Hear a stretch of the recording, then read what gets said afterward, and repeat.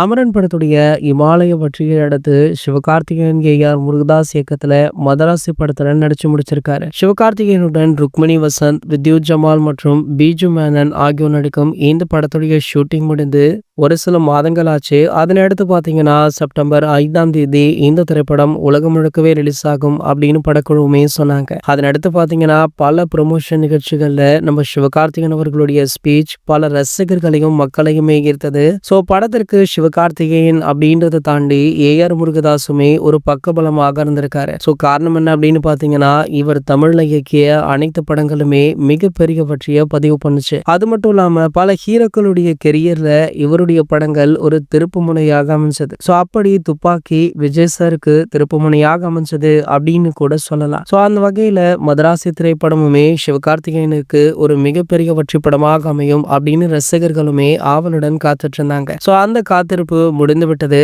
இன்று பாத்தீங்கன்னா இந்த திரைப்படம் உலகம் முழுக்கவே ரிலீஸ் ஆகிருக்கு. ஸோ உலக அளவுல இந்த படத்தை பார்த்துட்டு இருக்க ரசிகர்கள் தொடர்ந்து படத்திற்கு பாசிட்டிவான விமர்சனங்களை கொடுத்துட்டு இருக்காங்க.